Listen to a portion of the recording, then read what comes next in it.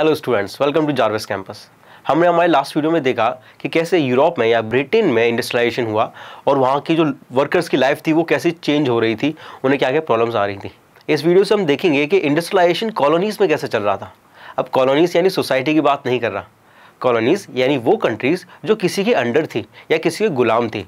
जैसे कि अगर इंडिया की बात करूँ तो इंडिया किसके अंडर थी? ये ब्रिटिशर्स के अंदर थी। तो इंडिया कॉलोनी हुई किसकी? ब्रिटिशर्स की। तो हम ऐसी कंट्रीज़ के बारे में बात करेंगे।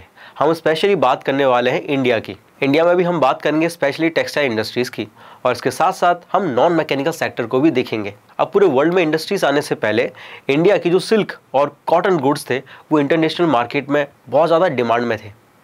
ऐसा इसलिए था क्योंकि कोट्स जो कॉटन थी वो तो पूरे वर्ल्ड में बनती थी, मगर जो फाइन कॉटन की वेराइटीज़ थी वो इंडिया के अलावा और कहीं नहीं मिलती थी। और इसीलिए इंडिया के सिल्क और कॉटन की डिमांड इंटरनेशनल मार्केट में बहुत ज़्यादा थी। अर्मेरियंस एंड पर्शियंस जो थे वो पंजाब से इन कॉटन टेक्सटाइल्स और सिल्क टेक्सटाइल्स को खरीदते थे और फिर उसको Afghanistan, eastern Persia, central Asia ले जाके बेचते थे। इन टेक्सटाइल्स को लेके जाया जाता था कैमल्स के ऊपर रख कर, और माउंटेन्स और डेजर्ट्स को क्रॉस करके लेके जाया जाता था। अब इंडिया से ये जो कैमल्स थे ये जाते थे नॉर्थ वेस्ट फ्रंटियर से लेके।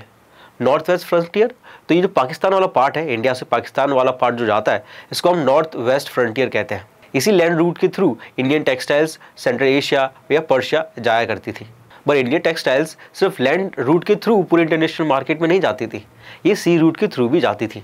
गुजरात में जो सूरत का सी पोर्ट है वो इंडिया को गल्फ कंट्री से और रेड सी से जोड़ता था, जबकि मसूलीपट्टनम पोर्ट जो कोरोमंडल कोस्ट पे है और हुगली पोर्ट जो बंगाल में है वो इंडिया को साउथ ईस्ट एशिया से जोड़ता था, जिससे इंटरनेशनल मार्केट में इंडियन टेक्सटाइल सी रूट के थ्रू भी जाती थी। तो इस तरह ये जो हमारी इंडियन टेक्सटाइल्स थी वो पूरे इंटरनेशनल मार्केट में जाती थी और वहाँ पर खूब ज़्यादा बिकती थी, जिससे हमारे इंडियन मर्चेंट्स और बैंकर्स और ट्रेडर्स को काफ़ी ज़्यादा प्रॉफिट होता था।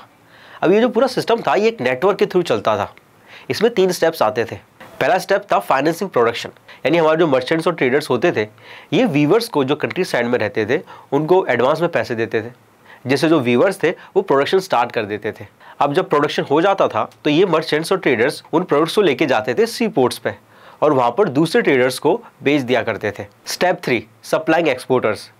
जब ये सी पोर्ट पे जाके पहुंच गए और इन्होंने एक्सपोर्टर्स को बेच दिया, उसके बाद ये एक्सपोर्टर्स इनको अलग अलग कंट्रीज़ में लेके जाया करते थे और इस तरह से पूरा सिस्टम चलता था। और इस तरह से हमारी जो कॉटन इंडस्ट्रीज़ है इंटरनेशनल लेवल पे जाती थी।